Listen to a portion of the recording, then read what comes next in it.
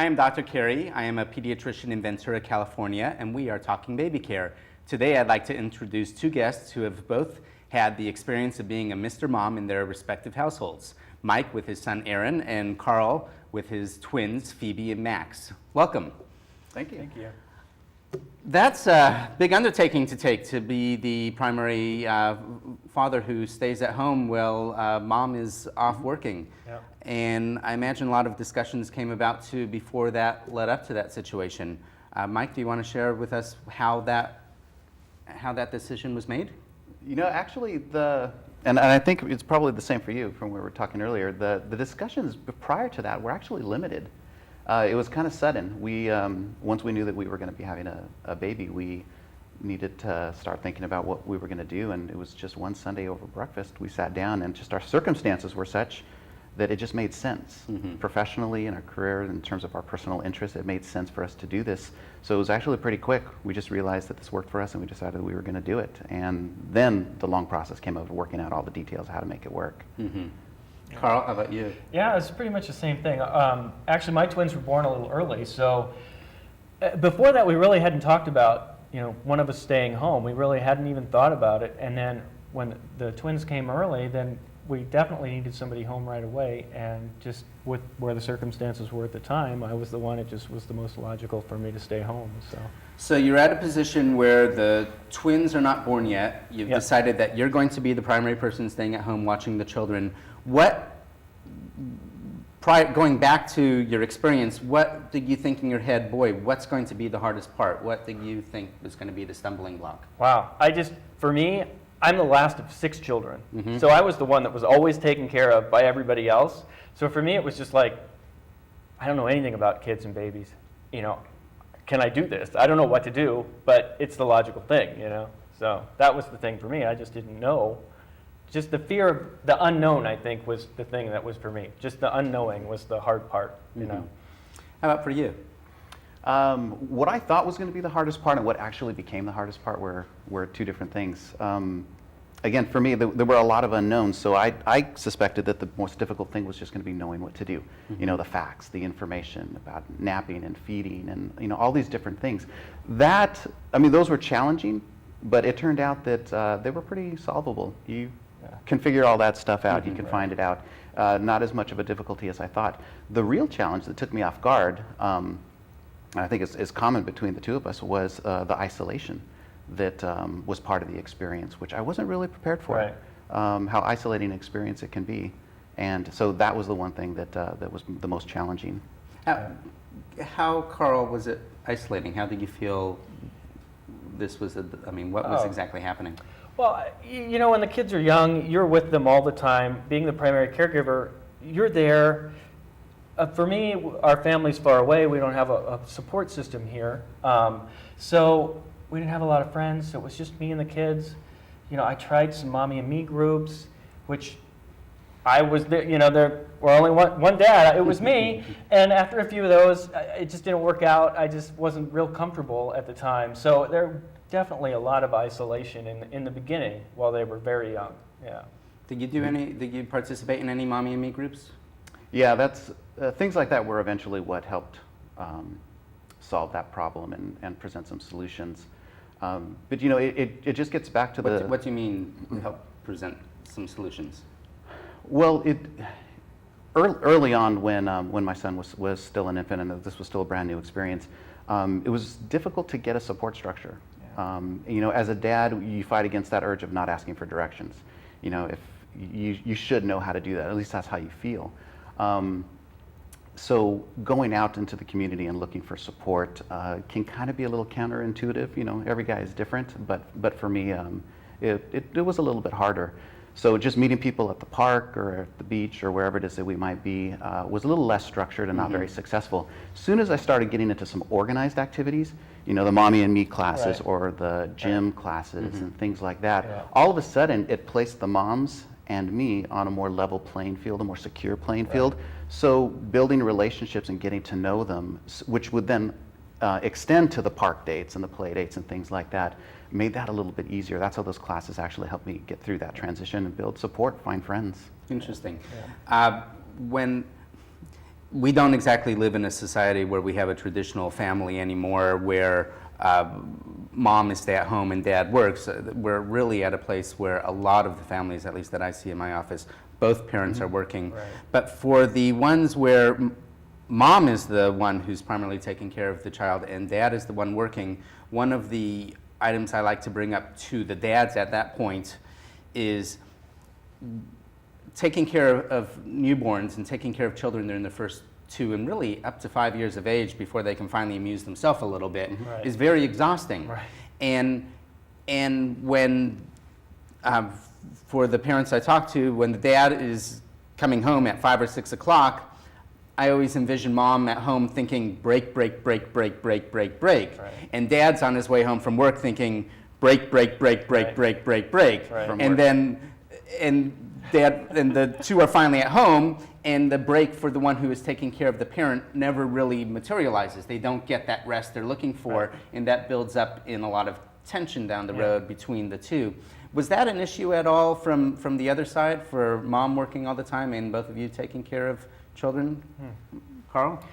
Yeah, I don't think it was really. I didn't mind it, because first of all, the most important thing is your family and taking care of your kids, but I also viewed it as my job. This is my job, and I'm going to do it the best that I can. So when my wife would come home, I knew she needed a break. But at the same sense, when you have small children, you want to see those kids. So she would want to pick up the kids and stuff like that. So even though then I was on to making dinner and I didn't get a break yet, there's just a small break. But you just, you have to do what you feel is the best for the family, and you always have to keep that in mind. How about for you? Yeah, it wasn't as much of an issue as well. And I think probably because we were very cooperative in finding the Right. time for each other to have a break. It just didn't necessarily happen at that rush hour dinner time, that transition time. Right. But part of it might also be, and this is just pure speculation on my part, is just that there may be something to the dynamic of that of the the role reversal. Right. That for my wife, there's still a lot of motherly instincts that are there, and she's away from her child all day. So when she came back, it was a really desire just to engage with us and engage with him and spend time with him. And from my perspective, I was really happy to have this experience. So I wasn't all that eager to disengage, and there was still a lot to be done. So if I was going to have some time, I would rather place it someplace else. So I wasn't really ready to shut down right at that moment. So it may be more unique to a traditional setup, whereas when you have a role reversal, it's less of an issue. Those maternal Yeah. instincts kick in when mom comes home versus Works to your Right. advantage. working dad Absolutely. whose maternal instinct doesn't exactly Right. kick Exactly. in at that Right. point. How did your friends and family and workers and or other associates view this? That wasn't too much of an issue. What I found was, at least among my peers, people from my own generation were a lot more accepting of this. And I think even since Right. the time I started, that's probably even more so. You mentioned yourself that this in our society, this is becoming a lot more common. Families are beginning to change a little bit. The only resistance and friction that I found was probably more from older generations. So, parents and some relatives who are probably a little bit more rooted in a more traditional arrangement. Nothing too negative, but certainly a bit of confusion on their part. So more generational, and just like a younger generation doesn't think much of men with ear piercings or something Yeah. like that, Right. versus the grandma or grandpa who's saying, "What are you doing?" kind of Exactly, yeah. situation. Did Yeah. you find similar situations? Yeah, I think so. I think for the most part, everybody was supportive, but I come from a very traditional family. My dad worked, my mom stayed home. So, there was a little bit of, my dad would just, kind of, throw those little jokes in there like, well, when you're the housewife, you have to do those kind of things. And, Right. That and helped so a you lot. could see, the divide with the age, but everybody else, like friends, like you would, male friends would say, oh, I want to do that. That's the best thing in the world. So not work and stay at home with your kids, You definitely serve as an advocate for it. Once Right. once it's known Right. in your social circles, yeah, there are a lot of questions. Right, but then, the funny thing is I would always say, well, yeah, it is the best thing in the world, but it's also the hardest job you'll ever have. Do it for the know? right reasons. Right. There are a lot of misconceptions, even among other dads, that see it as attractive. Right. Mike, Aaron is now 10, and you've been transitioning to working a little bit more in the past year or two. How has that transition been? It's been slow, and it hasn't happened exactly as planned. I think one of the things that I didn't realize, I thought that some of the boundaries to being a stay-at-home dad would be much clearer and more distinct and sharper, but they really blend in. Being a stay-at-home dad is more of a series of transitions from one phase to the next rather than having a beginning and an end. And what happened for me, I have gone back to work, but I didn't go back to the same things that I was doing before. I'm in the same profession, but I'm working more limited hours. I'm working remotely, which is a luxury that I enjoy, and with a lot of flexibility because the stay-at-home dad role just transitioned into a primary caregiver. So my wife is still the anchor in our family, and we try to protect that stability. And I'm the one that's showing flexibility and going back to work. So I still a stay-at-home dad. It's just kind of limited to certain times of the day now. It's my day is partitioned a bit more. Fair enough. Yeah.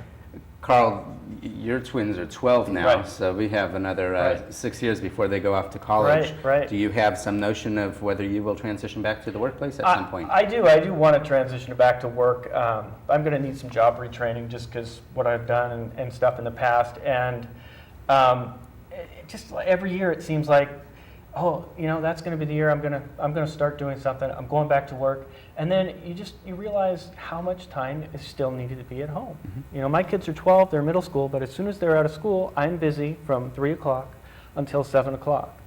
So you've got to be able to work from home or, have some sort of a part-time job if you were still the primary caregiver, so. And quickly, how have the children adapted to this? They're a little older now and they can think a little more for themselves versus the little babies.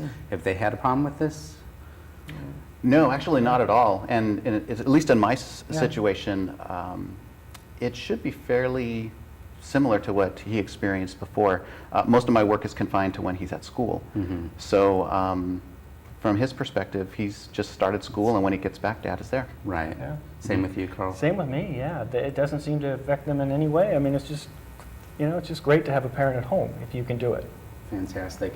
Well, it sounds like the biggest points are finding a good support system to help you. Yes. Yeah. And don't be surprised by the fact that you might have some self-doubts and that there is a Sure. little feeling of loneliness at first, but then it's all positive in the end. It sounds as if it's that way. Yeah, absolutely. Fantastic. Well, thank you very much. I want to thank my guests for sharing their experience with us. I am Dr. Carey, and I thank you for watching. For more baby care education and to sign up for our free newsletter, please visit us at drcareys.com. And remember, at Dr. Carey's, we teach baby care. Breathe in, breathe out. Breathe in, breathe out. Okay, let me see your ears.